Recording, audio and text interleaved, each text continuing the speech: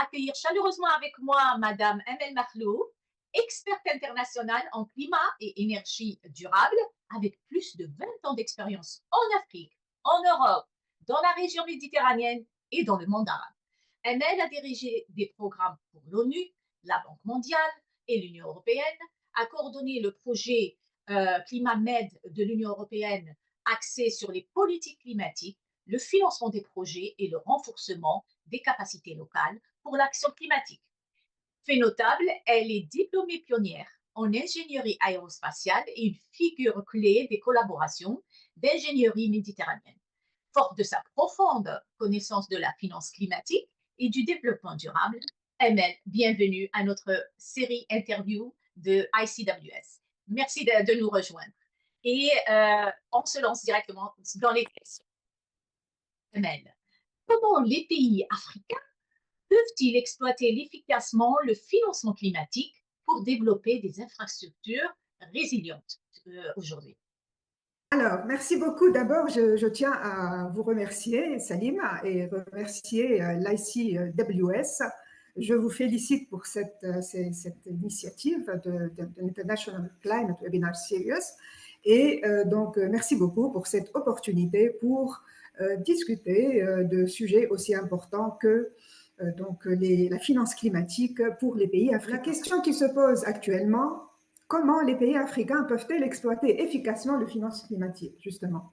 Donc, avant d'aborder l'effet du levier du financement climatique pour les infrastructures résilientes, j'aimerais citer deux enjeux. Le premier enjeu, c'est d'évaluer et d'analyser les risques liés au changement climatique.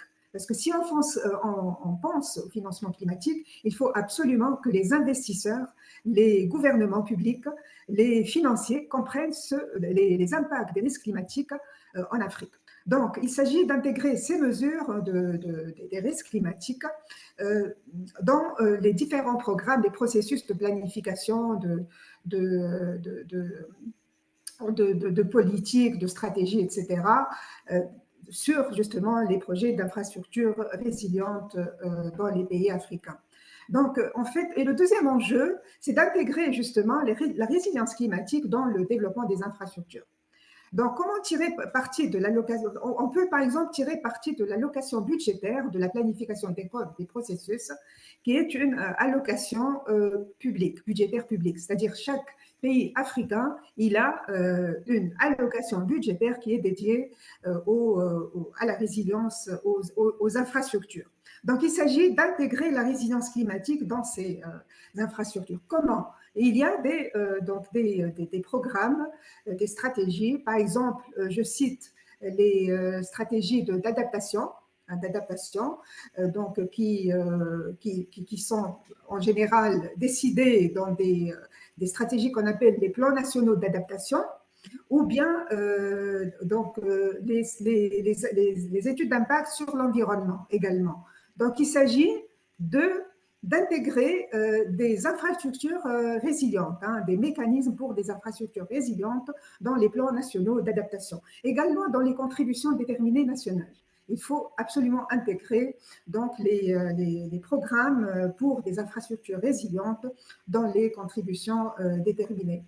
Également, les pays peuvent tirer profit des fonds qui existent. Il existe beaucoup de fonds pour la résilience climatique, dont certains sont dédiés aux infrastructures résilientes, par exemple par les fonds des banques multilatérales de développement, comme la Banque africaine de développement. Justement, voilà. Ce qui m'amène à ma prochaine question, qui est comment les banques africaines, justement, peuvent-elles développer ce financement pour l'action climatique dans leur pays, dans la région africaine? Justement. Alors, c'est une bonne question, Salima. Alors, comment les banques multilatérales, parce qu'en fait, c'est vrai que le processus paraît très compliqué. C'est-à-dire, vu de l'extérieur, il paraît très compliqué. Mais en fait, pourquoi j'ai cité la Banque multilatérale de développement, la Banque africaine? Parce que les fonds de la Banque africaine sont beaucoup plus accessibles pour les pays africains que par exemple la Banque multilatérale, la Banque mondiale ou bien d'autres fonds comme le Fonds vert, etc. Alors, la Banque africaine de développement a un fonds qui est justement dédié pour l'adaptation climatique, d'une part, et également un fonds qui est dédié à la résilience climatique des infrastructures, d'autre part. Donc, les pays africains, il y a des appels à projets qui sont énoncés par la Banque africaine d'une manière cyclique. Il y en a qui sont annuels et d'autres biannuels. Et donc, les pays africains doivent absolument candidater. Hein. Il s'agit d'une sélection. Il y a une sorte de sélection sur dossier et sur la justification, justement, et la formulation pardon, des propositions de demande de financement et donc les pays africains doivent participer à ces appels d'offres.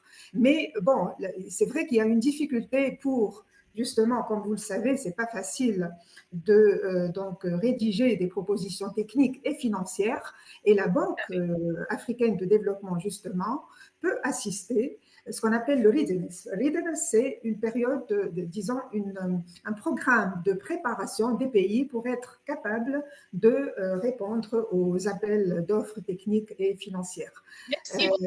Voilà. Merci beaucoup. Justement, la question qui me vient là, c'est justement concernant les banques et concernant l'Afrique. Après le COP 29, COP 29, il y a eu une décision de financement pour les pays en voie de développement, de réparation. Mais comment ces financements climatiques après les décisions de la COP 29 peuvent permettre de progresser plus rapidement la transition verte de l'Afrique? Alors, merci beaucoup pour cette question. Ben justement, moi, j'aimerais rappeler que l'objectif principal de la COP 29, qui est la COP précédente, hein, qui a eu lieu en 2024, donc l'objectif principal, c'était justement de favoriser le financement climatique nécessaire pour convertir les ambitions climatiques qui sont énoncées en général dans les NDC, dans les contributions nationales déterminées de chaque pays, donc des ambitions climatiques à des actions concrètes. Donc la COP29, il y a eu des décisions très intéressantes, très pertinentes durant la COP29. Par exemple, de multiplier le fonds vert, parce que comme vous le savez, le fonds vert, c'est le fonds qui a été créé pour appuyer, aider les pays du Sud, particulièrement l'Afrique, à faire face au changement climatique à travers des projets soit d'adaptation, soit d'atténuation. Donc, le Fonds vert avait alloué depuis 2009 100 milliards de dollars pour appuyer, pour aider les pays.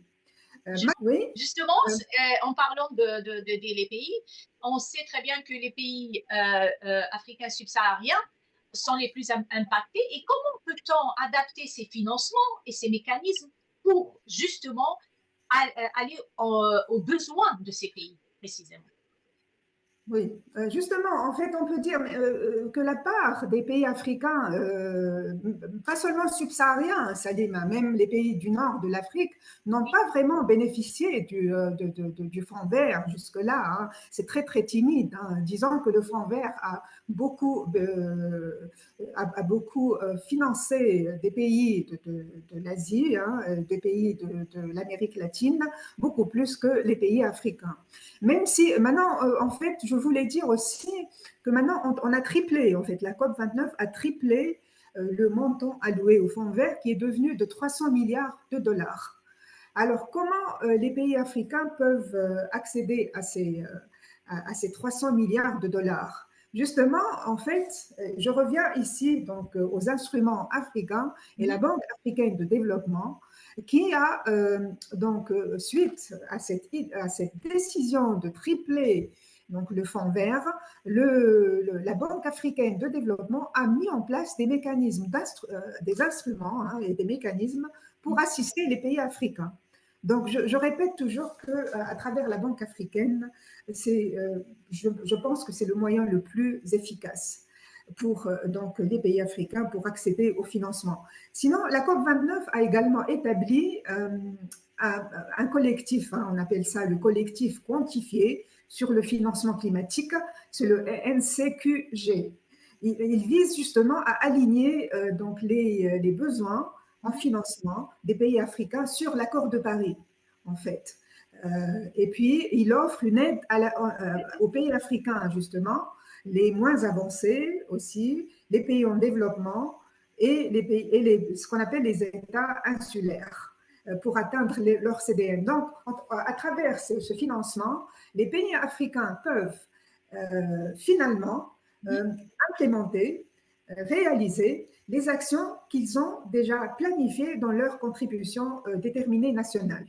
Merci. Voilà, ça c'est.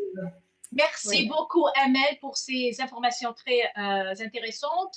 Et donc, on aimerait bien entendre un peu plus et pouvoir discuter encore plus avec toi prochainement.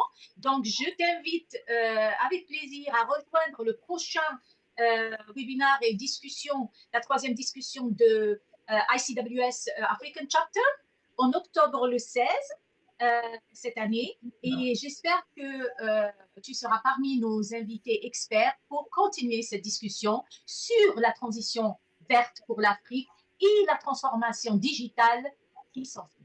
Merci beaucoup et je te souhaite une très bonne journée et je souhaite à nos éditeurs de nous suivre sur LinkedIn et sur YouTube pour rester informés sur nos discussions sur l'Afrique, l'Europe et l'Amérique du Nord. Merci beaucoup, au revoir.